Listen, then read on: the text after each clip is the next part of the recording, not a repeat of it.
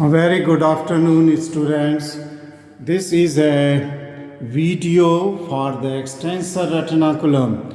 In the last video, I think which I uploaded for the flexor retinaculum, okay, we have learned the flexor retinaculum, the structures passing deep to the flexor retinaculum, and we have also learned about the carpal tunnel syndrome.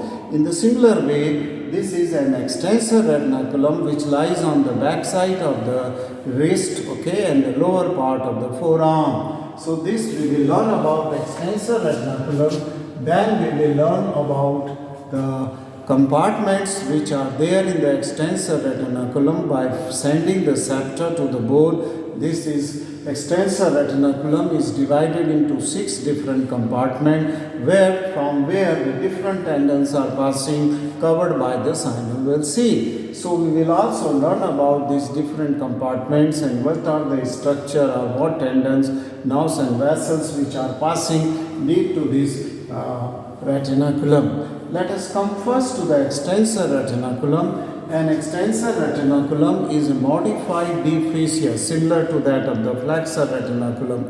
Now, this is the specialized thickening of the deep fascia on the back side of the lowest part of the forearm. See this. This is the the radius bone. This is the lower end of the radius bone is here, and this is the ulna. You can see here on the back side of the radius and ulna, the part of the extensor retinaculum or its proximal border is in this level, and this extensor retinaculum on the right side, I would say the lateral side, not the right side, it is attached to this border, and this border is the anterior border, okay. So on to the anterior border, this is the extensor retinaculum is attached here, and then this extensor retinaculum extends towards the medial side and upward. So it is directed medially and upward. This is the proximal border, and this is the distal border of the extensor retinaculum, which is about 2.5 centimeter wide, okay, about an inch wide. And medially it is attached to the stellate process of the ulna here, like that. It is attached to the stellate process and to the two carpal bones, that is the triquetral and that of the pisiform, okay, pisiform. And this retinaculum posteriorly, it covers the posterior surface of the carpal bone as well as the lower end of the radius. This is the dorsal tubercle is here, and winding round to this dorsal tubercle, this tendon which I have drawn is the tendon of the flexor pollicis longus going to thumb, okay, after that it is going to thumb. The flexor pollicis longus tendon is here. Now, this extensor retinaculum is a retention band. See here, in a cross section. See, this is the cross section of radius and that of the ulna. This is radius and this is the ulna. Now, this is from the anterior border of the radius.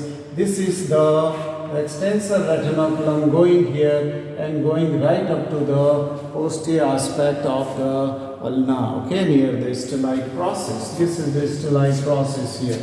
And this extensor retinaculum, as it is traveling onto is very close to the posterior surface of the radius as well as to that of the ulna. And here then this extensor retinaculum is sending the 5 different septa to get attached onto the bone. Okay, radius and ulna. See here, this is septa, this is septa. This is the dorsal tubercle. So this is the dorsal tubercle of the radius, okay, just I will write T, dorsal tubercle. This is that bump here is the dorsal tubercle, okay, which is the septa is attached. So in this way this septa divides the extensor retinaculum into the 6 osteo-fibrous tunnel-like space, osteo-fibrous compartments. So these osteophytes, because they are formed by the bone, dorsal surface of the radius and ulna and the extensor, so they are called as the osteo-fibrous compartment or tunnel. And through this various 6 tunnel passes the various tendons of extensor tendon to that of the wrist, beyond the wrist, and to that of the digits. Okay, fingers. Extensor tendons of the fingers are passing through. For example, see here, this is the second compartment through which this tendon is called as extensor carpi radialis longus. It is passing and then will get attached onto the back of the base of the second metacarpal bone, extensor carpi radialis longus tendon. While it is passing deep to this, excuse me, extensor retinaculum, it is enseathed by a synovial sheath. So these tunnels, there are 6 tunnels, they are having the synovial sheath, and this synovial sheath has a parietal layer as well as a visceral layer. The parietal layer is covering to the osteo-fibrous tunnel, that is to the bone and to the undersurface of the extensor retinaculum, and its visceral surface is covering to the tendon. So this is the synovial cavity where the lubricant fluid is there, so the movements of tendon are easy because it's smooth because of this synovial sheath. In this way, all these tendons, while they are passing deep to the extensor retinaculum, they are covered by synovial sheath. In the violet color, I have drawn this synovial sheath. Right. Let us come to these 6 different compartments, okay, extensor compartment which are deep to the extensor retinaculum. This is the first compartment that is onto the lateral side of the radius. This is the anterior border. This is the lateral surface of the lateral lower end. See this? This is the lateral, okay. Then on posterior, but it is lateral to the dorsal tubercle. This is the second, then medial to dorsal tubercle, it is the third compartment, and this is the fourth compartment, the biggest one.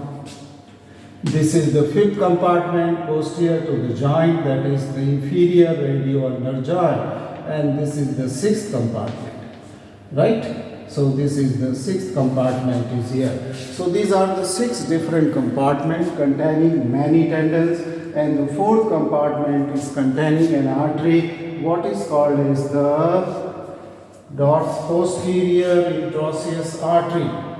Not posterior. In the fourth compartment, it is the anterior interosseous artery because it has come from anterior compartment. Anterior interosseous artery and the posterior interosseous nerve. Posterior interosseous nerve and the anterior interosseous. Posterior interosseous nerve we know is a continuation of the radial nerve, okay, radial, which supplies the muscles of the extensor compartment onto the back of the forearm. Right, let us see which are the tendons which are present in these 6 different compartments, okay. We begin from the lateral side to that of the medial side. This is the posterior surface of the lower end of the radius and ulna. So the first compartment contains the 2 tendons which are going to the thumb. This is the abductor pollicis longus. Just I will write the short name. Abductor pollicis longus. Okay, it is for abduction. In the same compartment, first there is one more tendon, and this is the extensor pollicis brevis. So this is the extensor pollicis brevis tendon.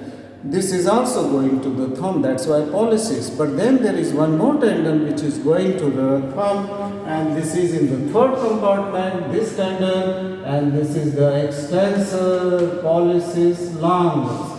And this tendon which I have already described. It winds round the medial side of the dorsal tubercle, and then it take a turn, okay, and then go towards the thumb. Okay, see, this is the dorsal tubercle is here, that it comes here like this, and then it takes a turn here towards the lateral side where the thumb is located.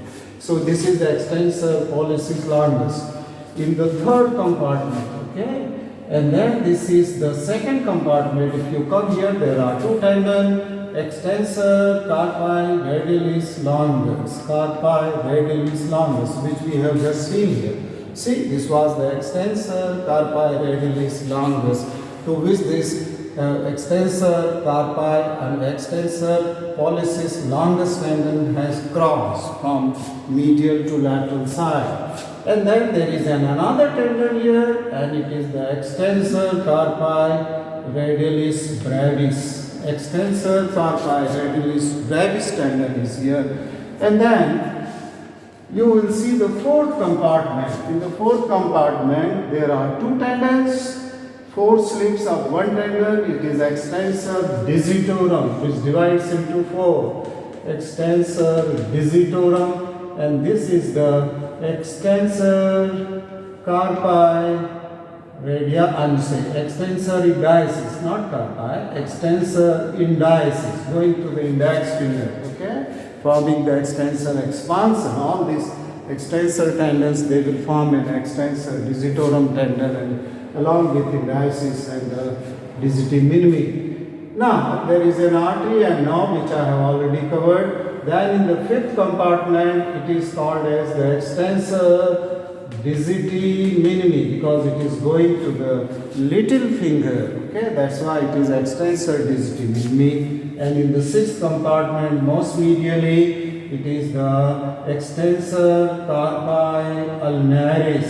Okay, it is extensor carpi ulnaris. So these are the tendons which are onto the posterior aspect of the carpal joint under the cover of the extensor retinaculum. And if we come to the applied importance of this extensor retinaculum and the synovial sheath deep to it, through which various tendons are passing through osteo-fibrous tunnels, okay, there may be sometimes the inflammation of the synovial sheath, okay, which is surrounding to this tendon, and this is called as tenosynovitis. And sometime at the base of the extensor carpi radialis longus, where it is inserting onto the back, or the base of the second metacarpal, there may be a swelling, what is called as ganglion. I hope you have followed the extensor retinaculum, how it is divided into 6 different compartments, what are the tendons passing through each compartment, nerves and vessels, and what is the use of forming this 6 compartment, which is closely fitting to the posterior aspect of the radius and that of the ulna. Thank you very much for watching this video.